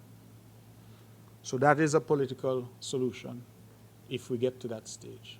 It's always a political solution to seek to have the persons in a government that are responsive to the needs not only of some but of all the people of the country. There's also the consideration of legal possibilities to really put this whole issue of revenue sharing before the court. And the court does provide an opportunity to review that as well. There's also dialogue and discussions. And I go back to my Saul moment on the road to Damascus. And I always keep hope alive that we can resolve some of these issues if people are genuinely interested in coming to some resolution. So saying what we are going to do depends in large measure on the responses that we get from the other partners in unity. I am heartened that the leader of the People's Action Movement, the Honorable Sean Richards, has made a public statement saying that this matter needs to be addressed, and that he supports the view of the Nevis Island administration that we have not delivered on this to the people of Nevis. And so, if he's saying that, he represents 4 members of Team Unity. I'm saying it, I represent 3 members of Team Unity. That means 7 of 9 are saying it. I don't know what Dr. Douglas and Dr. Hanley are saying. They are on the opposition benches. I don't know what Dr. Harris and Akila Nisbet are saying. They are the other 2 in Team Unity. But I can say that 7 members of Team Unity at this point, appear to be saying that this issue is long past due for resolution and that it has to be resolved. And so I'm optimistic that we will be able to resolve that issue. But there are political options, legal options, and always, of course, my preferred option, which is dialogue. Increase in gas prices, you're right. And I think that, yes, I will not shy away from it. If gas prices start to increase, we must look at increased electricity, because we have the fuel surcharge where we pass on the increases to our people. And so we continue to encourage our people to conserve as much as they can and to look at what is happening globally and seek to control how much they consume in terms of electricity. So some people leave on the lights all night, they leave on the AC running, things like that, that they try their best to control that. We, from the government's point of view, have been using an average. I believe we're doing a 6-month average, rather than each time we get a fuel shipment, we pass on the full cost. And by doing the 6-month average, we've been trying to buffer the impact. But increased prices, gas prices, oil prices generally lead to increase in electricity and transportation costs, etc. Insofar as the parking is concerned, you're right. Everybody now is bringing in vehicles. The young people especially, they want their own, trans. They want something to drive. And some homes have several vehicles. The question that I would ask, or I would respond to your question by asking one of my own. Is the problem the lack of parking, or is the problem too many vehicles? Because if we continue at the rate at which we're going now, the whole of Charleston and maybe half of Nevis will have to become a parking lot. It is every single month. The numbers are telling us that hundreds of vehicles are coming in every month. And I'm not sure how we keep up with that by simply providing more parking. What have other countries done faced with a similar problem? You've had some on the far extreme like Bermuda that have restricted the number of vehicles that a family can have. I think it's 1 per household in Bermuda. That's one extreme. Other extremes, well, not other extreme, but the other end of the spectrum, you have had countries that have tried to encourage persons to carpool, to use public transportation more. And a lot of people, for example, live in New York City. It's very rare for people in New York City to own a vehicle because parking is very expensive. You get penalized almost for owning. And so a lot of people carpool. They take public transportation in order to get around. I am not sure what the solution is. It might be a combination of all of that. But what I do know is that we cannot, as a government, continue simply to build parking lots because more people are buying vehicles. I think our people themselves have to be part of that solution. The last point I'll make is one that we've made here before. There are many lots of land around Charleston which are vacant, owned, but unoccupied at this point. We have encouraged owners of those lands to use them for parking, even for a fee. And we have said that we are prepared as a government to provide whatever partnership and support they need to make that happen. We see one now, I believe, at the Methodist Church. We see one at the top of Chapel Street, is it? That has happened. And we are optimistic that more of that can happen for those who have lots of lands lying vacant around Charleston, who may not yet be ready to do anything with them, that they can make them available for parking as well. And what about the vacant government buildings that are currently in Charlestown? I don't have any vacant government buildings that are in Charlestown. The building that I know that is unoccupied right next to the Inland Revenue Department. You're talking about a warehouse? Yes. Okay. So the old warehouse is there, but I don't know what we can do, short of knocking it down and saying that people can now park there. The old warehouse is really something. It's an historic building, first of all. And I don't know what we can do there in terms of parking or making more parking available at that particular site. That is the only site that the government has in town currently that is unoccupied. But we don't think that it is possible to use that site for purposes of parking. That really is prime real estate. And the warehouse aspect of it, that is the bit that is closer to the dock, that certainly is an historic building that clearly we would have to think long and hard and go through some consultations if we are to knock that down. So I go back to what I said earlier. I think the immediate solution could be that those who have vacant lots in town, privately owned, that they make those available, because there's some lots of land in town that really have nothing on them at the moment, no building or anything else. And that we feel that that is a way that persons can earn, but also gives us an opportunity to ameliorate. But we will not, and I want to say that clearly, we will not be able to solve the problem of enough parking if the rate of importation of vehicles continues at which it is going. So that is really the good and the bad, if you will, the yin and the yang of the problem that we will have to deal with. Any more questions for me? Good morning, Devon Cornelius. One FM, just a few questions. What is the status of the negotiations with the developers of the one and only resort? And what is the status on the Alexandria Hospital expansion project? What is your stance on filing a motion or supporting a motion of no confidence against the Prime Minister?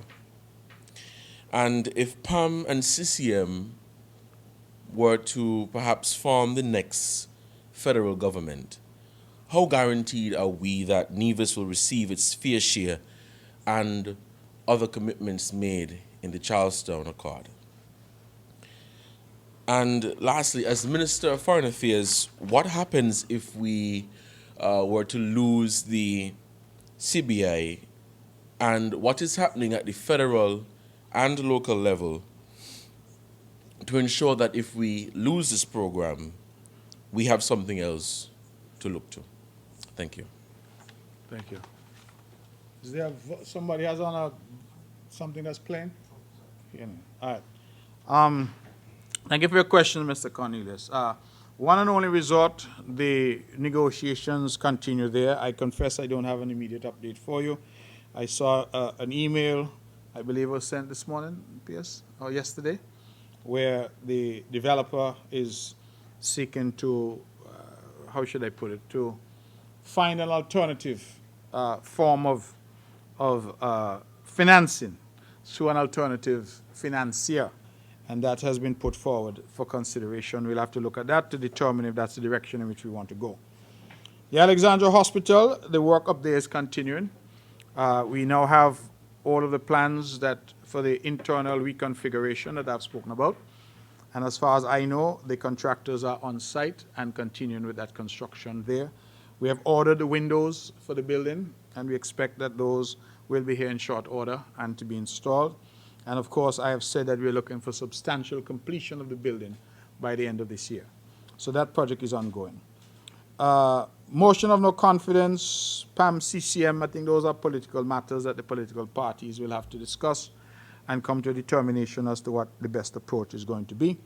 I will tell you that as far as the CCM is concerned, whatever the configuration of any government that we are part of, we will insist that Nevis gets what belongs to Nevis. And we will not resile from that. So whether it's PAM, whether it's PLP, whoever it may be, that for us, the position of the island of Nevis is non-negotiable. We must be able to get, and if it takes us continuing to try, we will do that. I said publicly, and I continue to maintain, that Team Unity represented the last best chance for our federation. Last best chance. Some say if you can't live in peace, you must live in pieces. I prefer to live in peace. And so for us, it is important that we get this right and we keep our promises and keep our commitments.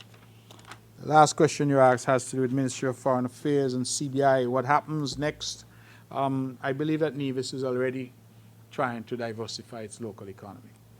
We never had CBI in terms of something that we could rely on, so we have been forced to be more self-reliant in that sense.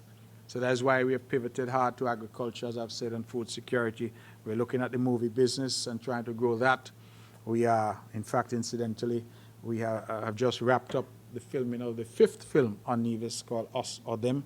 I'm quite proud of that, and using larger Nevision crew now who are being asked and called upon to step up. So I'm very pleased to see that we are and continue to try to diversify. We are currently seeing the Apsaros project at Potworks, which is proceeding apace, and that is intended to be a campus of sorts where we are trying to attract small and medium-sized businesses from other countries, predominantly Hong Kong, to relocate their operations here. And that whole complex is designed to house them as they come here. That's why we're referring to it as a science and technology and business park, because that again is an innovation that we've introduced to try and diversify our local economy here. I have heard some chatter about this particular project. I'm not sure why. The lands there were sold, I believe it was 2014, to citizens, because they are citizens of St. Kitts and Nevis. They have bought those lands and they are now transforming those lands into a project that we feel can add value to Nevis if we can attract these small and medium-sized businesses to relocate here and provide a campus on which they can be situate. So that really is the thinking behind the Apsaros project. We continue, of course, to try our very best in relation to these various development projects. We are very excited that we are told by the developers that the marina, the Nautilus project there at Tamarind Cove, that is going to restart very shortly. That financing is in place and that is expected to be a go. That too will give us another string to our bow insofar as our tourism is concerned. And we continue to work with the Nisbet Plantation and to seek to finalize that arrangement so that that can be renovated, upgraded, and reopened in the shortest possible time. So we here on the island of Nevis have really been forced to. We can't sit down and simply wait on CBI money. So we have been forced to try and innovate and do some new and different things, and we will continue to try and do that. At the national level, you're right. We have to find new and creative ways to grow our economy, and we have to look beyond CBI and see CBI as a part of the economy, but not the economy exclusively.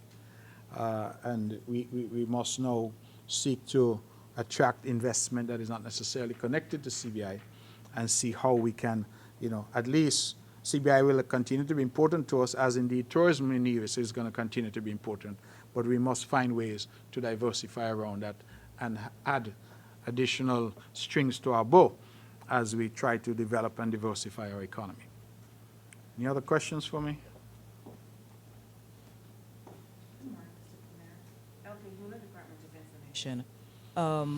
We see some American companies and other companies that have persons and subsidiaries based in the Russian area that are pulling their people out and looking for places to relocate them to work, and most of these are like tech companies. Would Nevis be open to accepting large numbers of persons from these areas to come here to set up base to work? Second question, have you resumed taking your salary after foregoing like 100% of it for almost 2 years now? And if so, why now? And the Prime Minister would have made an announcement that the Cabinet is looking into paying an increase to civil servants, to public servants. What is the NIA's position on that? Thank you very much, Ms. Hewlett. U.S. companies relocating subsidiaries, the short answer is yes. This is part of what we're seeking to do with the Apsaros project, and certainly we'll be very open to entities relocating here. We have, for example, the former call center in Brownhill, which has the capacity to accommodate almost 400 persons with the workstations and all that's still in place. They may now be a little outdated, but the infrastructure is still there. So the truth is, yes, we are very willing to talk to companies and individuals who are prepared to come, and that really was the thinking, although the Apsaros project had nothing to do with the Ukrainian situation, which is recent. This was a plan that we had to try and attract primarily Hong Kong businesses to relocate and come here. Have I started taking my salary? The answer is yes. I have started taking my salary again as Premier of Nevis, as of December of last year, 2021. And the reason was that I did indicate that I would forego my salary as Premier until such time as we felt that we were past the pandemic. I still think that the pandemic is here, but I believe the worst of it is no longer with us. And so I would have foregone my salary from April of 2020 until December of 2021. So that was a period of time, almost 2 years, that I would not have had a salary. In relation to the Prime Minister's announcement, this matter of salary increases for public servants has really been before the Cabinet now for some time. I believe what we have been waiting on is a final report from the Ministry of Finance in St. Kitts as to the cost and what is the final costing is going to be. I can tell you that all the members of Cabinet are committed to our public servants receiving increases in salary. We think that it is time to have a look at this because the last time that there was any increase, I believe, was somewhere around 2014. So we are definitely committed to this. I believe that the work on it is not yet completed, but the members of the Cabinet have long signaled their support of an initiative to increase the salaries of our public servants. So this is not something new. This is something that has been ongoing for some time. And so long as we can get the final numbers from the Ministry of Finance, I believe that this is something that should happen in the near term. Incidentally, as we talked about our civil servants, let me announce that yesterday in the Cabinet, here on the island of Nevis, that we took a decision that we will end the freeze on increments and promotions on the island of Nevis. I believe that the public would be aware that when we gave the budget address in December of 2021, for 2022, we indicated we would continue the freeze on increments and promotions until the first quarter of 2022. Well, the first quarter has now come to an end, and as of April 1st, persons will once again in the public service be able to get their increments, be able to get their promotions, as the case may be. And I would want to thank the hard-working civil servants, public servants in Nevis who have really persevered and who have shared the burden of the difficulties that we all have experienced in relation to COVID. And so I'm hoping that that too can be said. I ought to have said so in my opening, and I apologize for that, that our public servants will now resume as usual in terms of their salary increases, increments, and promotions. Any other questions for me? Hi, good morning all. I'm here representing BHC Media, and you can find us on Facebook and YouTube. Mr. Brantley, as a mean of settling the nagging fair share dispute so that Nevis can get its prescribed allotted fair share of the CBI, are you willing to A, forego all receipts of monies from St. Kitts, such as monies for PAP, STEP, Peace, as you indicated already, and B, sit with the Prime Minister and have some independent form of mediation to determine how the fair share should be derived in order to fix this perennial problem, and C, allow St. Kitts to make its own decisions and handle its own affairs, just as Nevis is to be independent to handle its own finances. Question number 2.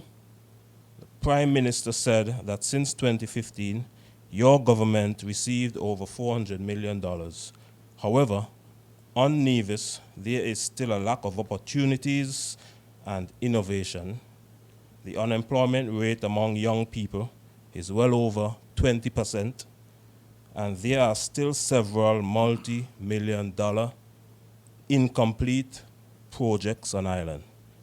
Question is, what exactly did you do with the over $400 million? Question number 3.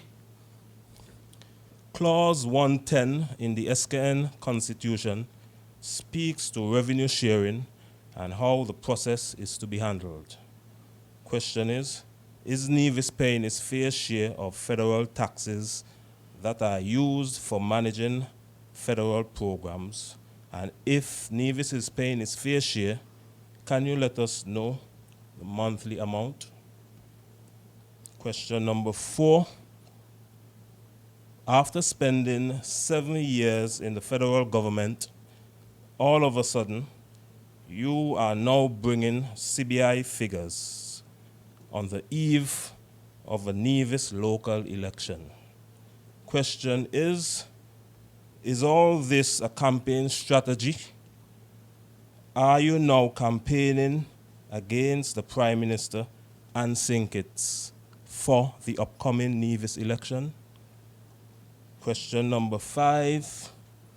You are asking for fair share for the people of Nevis, but you have been in government in Nevis for almost 10 years now, presiding over rampant political discrimination, lack of opportunities, and high-paying jobs and contracts which are only allotted to strong party supporters. Question is, do you think during your 10 years in government on the island of Nevis, you have provided a fair share to all the people of Nevis? Thank you. Mr. Hanley, thank you very much. Your questions are always provocative, although not based in fact, and so always difficult to respond to. For example, taking your last question, have we provided a fair share to all of Nevis? I think the answer to that is a resounding yes. You say we've provided contracts and allotted jobs and high-paying jobs to only party supporters. That is patently false. Patently false. In fact, I remember a candidate for the NRP, your predecessor. I believe he works for the government. Perhaps you have forgotten. Hired by us after you ran against us. And I'm sure if you have the necessary skill set that we need, we'd hire you too. Because we have been a government that is inclusive. You know the irony that you would make this kind of assertion? Completely fictional. But you would make it anyway. When the truth is that there are CCM supporters who call me every day and say they're not comfortable because they can't get through with this and can't get through with that because so much NRP people in position. But yet you would come and suggest to us that only CCM people. And that is inaccurate. Look across the landscape of the island. Look at people who are engaged in development. Look at people who are engaged in jobs for government or even in the private sector. We have not ever used politics as a yardstick for determining whether somebody gets concessions, whether somebody gets access. Never. We have been very open and very fair. I think I am very proud of the record that this government has had. So, short answer is yes. We have indeed provided Nevisians with a fair share. And those who call Nevis home, I'm sorry. Because we have not restricted our approach to government to just people who have a Sinkis Nevis passport. We have tried to help everybody. Whatever programs we've run, we've tried to help everyone. We didn't ask somebody, for example, before they went on PAP or something, or what party you support. That didn't happen. We got relief from Social Security during the income relief. That never happened. And so we have tried to work with everybody. And in fact, we have been criticized by our supporters who say sometimes they find it difficult while they see others who don't support CCM getting through. So your question is based on a fictional notion. After 7 years, I am now on the eve of a local election. Why am I campaigning against the PM and Sinkits? I didn't know the PM and Sinkits were running in the local election. Maybe you're giving me some information that you're privy to that I'm not privy to. But I believe that the speaking out about these issues has absolutely nothing to do with any election. I have outlined in my previous responses what efforts have been made to resolve. And I am not going to stay quiet now because an election may come sometime. It's due by March of 2023. But I don't think that ought to prevent us from in a forthright way and in an honest way, bringing information to the public. Because I have explained, I believe one of your colleagues asked earlier, well, why now and why did it take 7 years? And I've explained that I passionately believe in unity. And I passionately believe that a lot of these issues which have been festering for some time could be resolved. I'm still hopeful that they can be resolved. But that is the answer. So it has nothing to do with any local election, Mr. Hanley. I believe you would know by now that I don't need any gimmicks or any tricks to defeat what passes for an opposition party in Nevis. That's like taking candy from a baby. Easy. Clause 1110 speaks to revenue share. Has Nevis been paying its fair share? I don't have those numbers because of how the tax system is structured. But I believe if there's any wider discussion about 1110 and revenue sharing, that will be an analysis that would have to be undertaken.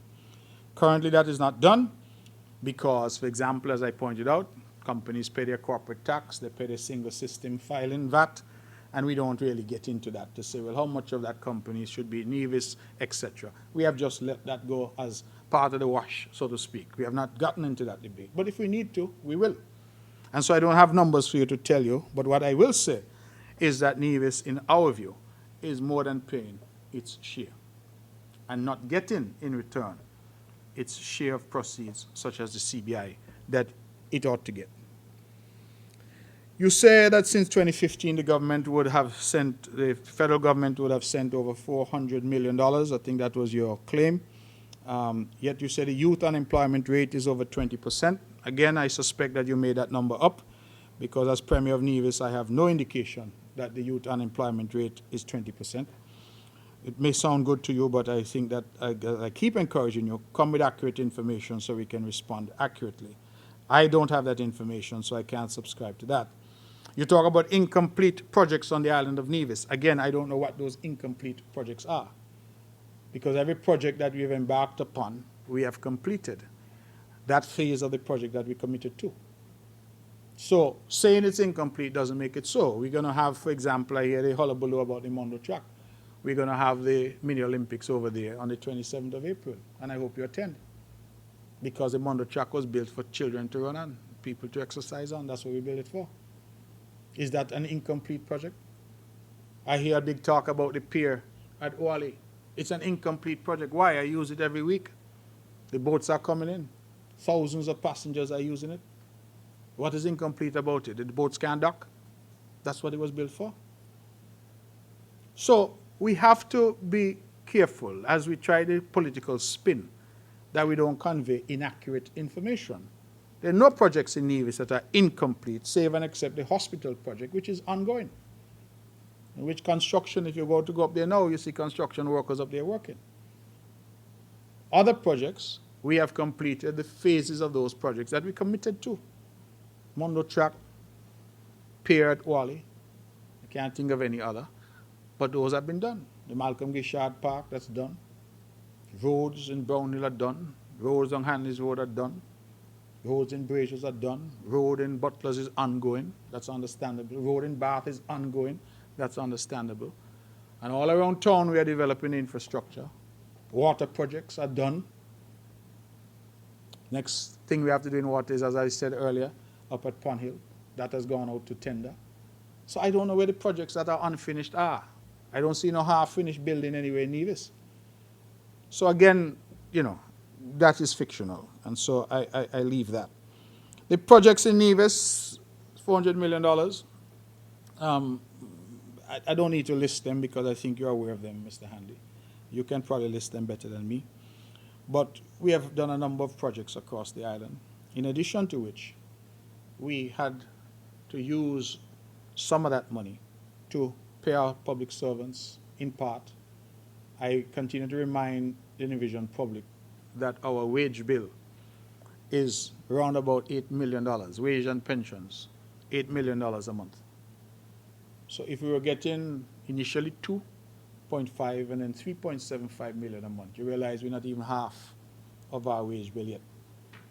We haven't paid for anything at the hospital yet. We haven't paid for any road construction. We haven't paid for anything in electricity or water, garbage collection. So that didn't even cover half of our wage bill. So again, you have to put this in context. And I would really like you to ask the reverse of that question. You say 400 million. It is not actually 400 million. I've come with accurate figures. People like to round up, but I like to get the accurate number. It's 371 million, right? That's 29 million short of 400. But the question I would like you as a distinguished member of the press to ask is, what did Sinkers do with the 4.7 billion? That's a good question to ask.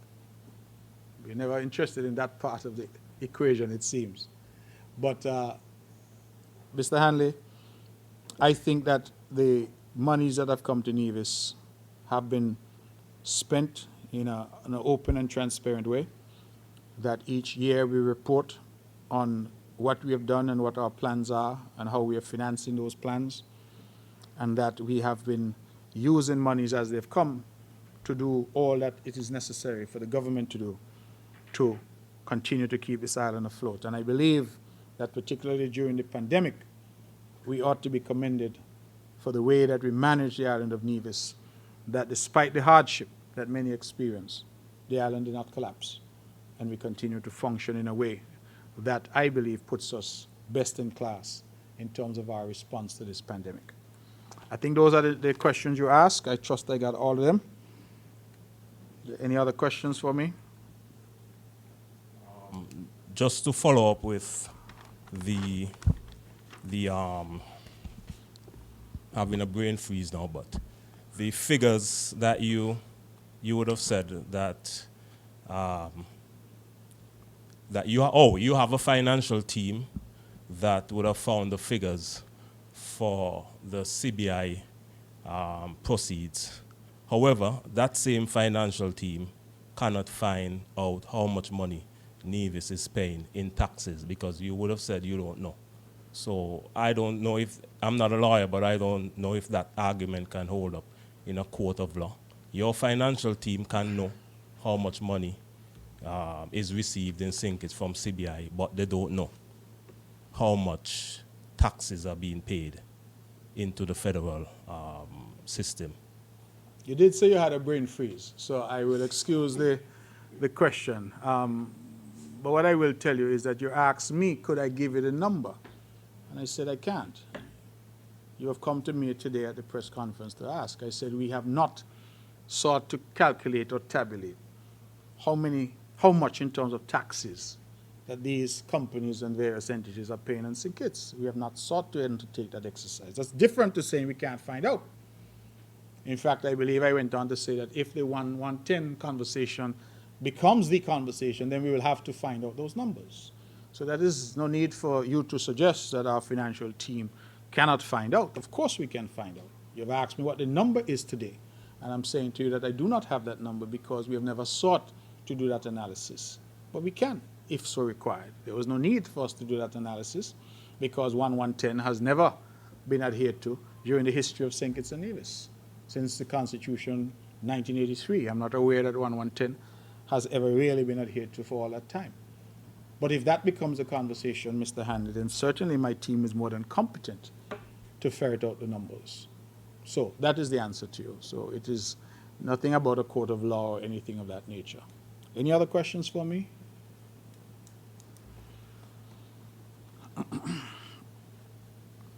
Just on behalf of my colleagues who are not here, SKN Vibes was asking if the figures was the CBI information laid before Cabinet in light of the fact that in 2020 the program was said to be only 40% of government revenue. So at any point in time, and especially in light of the 2020 figures, was that information laid before Cabinet? And ZIZ is asking, Mervyn Thompson of ZIZ is asking, if would Nevis consider a secession referendum if they are if you're failed in your successful attempts at fair share? Was the information from CBI ever laid before Cabinet? The answer is no. And that is why we've had to ferret it out the way that we've tried to go through the various documents Over the years, SIDF reports, etc., to find out what the amounts are. Is the issue of secession an issue that is currently on the table? The answer is no. It is not currently on the table. However, it is an issue that is constitutionally permitted and one that is open to the people of Nevis to pursue if and when they so decide that that is an avenue that they wish to pursue. I believe that the issues that confront us are not beyond our capacity to solve. And if it is I am naive for so believing, then call me naive. But I believe that the issues are not beyond our capacity to solve. I think now that the public has an appreciation of what the issues are and an appreciation of the efforts that have been made over the years to resolve these issues, that the public too should demand that these issues be resolved. And so the issue of secession is always there, but it's not currently on the table insofar as I'm concerned and my team is concerned. There's been no discussion of that particular issue, and we still hope that resolution is possible.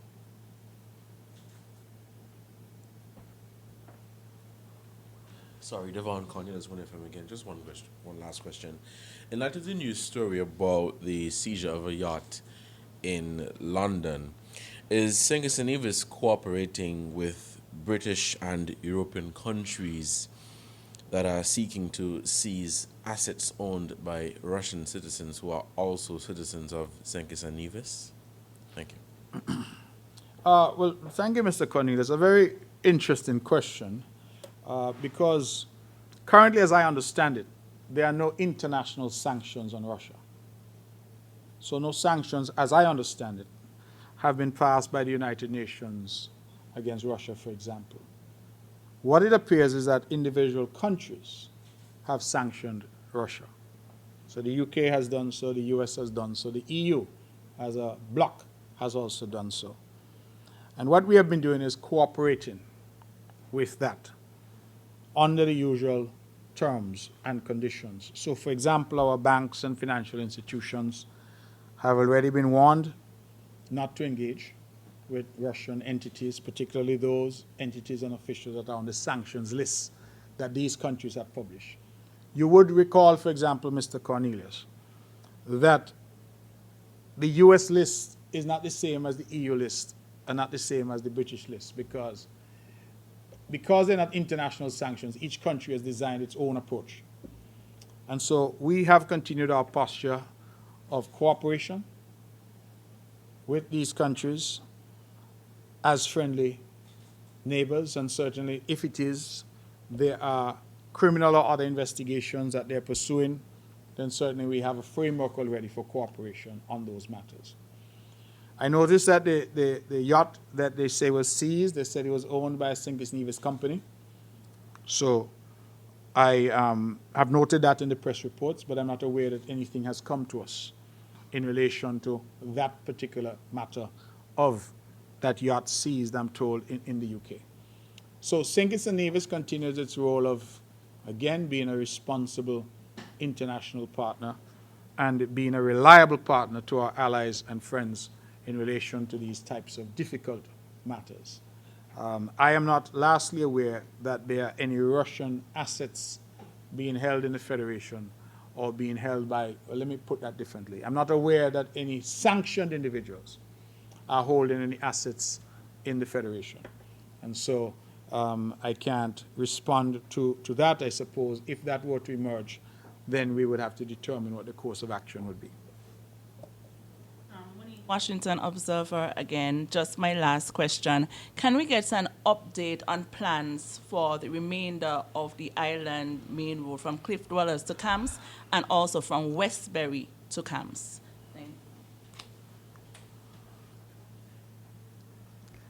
We have been seeking financing, Monique, for those projects. I can't yet make an announcement on that, but we have sought a loan. And I was told that the relevant agency committee would have met on Tuesday of last week. They've requested some information from us. We intend to provide that information. The design has already been done. The costing has already been done. We're now seeking to raise the money to activate the construction. So once we can get that done, which we hope we will be able to achieve in the month of April, we should see the start of construction on that very important road project.